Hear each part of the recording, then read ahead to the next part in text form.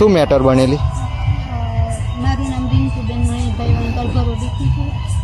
નવરાત્રિની અંદર ત્રીજા નોરતામાં જૂના માજી સરપંચ વિનોદભાઈના ઘેરથી મણીબેન વિનોદભાઈ એ નવરાત્રિમાં ગયા તો પેલા લોકો પટેલ સમાજના લોકો એ નીકળી ગયા. પછી એના બીજા દિવસે નીલમબેન ને મણીબેન ગયા તો બી નીકળી ગયા. પછી કાલે અમે લોકો ગયા જ નહીં. આજે ગરબા રમવા ગયા તો એ લોકો નીકળી ગયા.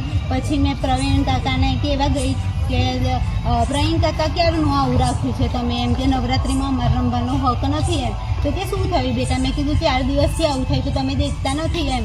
તો તમે જાતિવાદનું ક્યારથી રાખ્યું છે? વોટ લેવા આવો ત્યારે જાતિવાદ નથી એમ.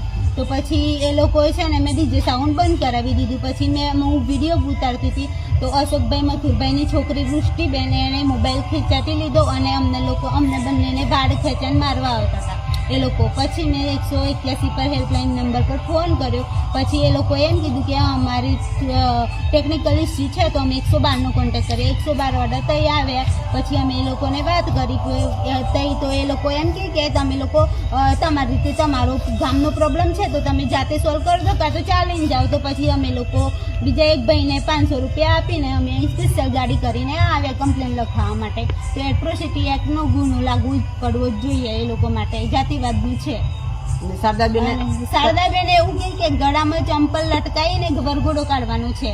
પહેલાના જમાનામાં કરતા હતા ને એ રીતના કરવાનું છે. જમાના એવી રીતે બિહેવિયર કરવાનું છે. અને પેલો વર્ષાબેન ખરા ને એમની સાસુ શારદાબેન એ લોકો એમ કે તમે તો એસસી છો એટલે તમારે અમારાથી દૂર જ રહેવાનું અને આ વર્ષોથી ચાલ્યું આવ્યું આવું જ ચાલશે, તમારે જે ચાલે એ કરી લેવાનું એવું કહેતા હતા. શું નામ તમારું?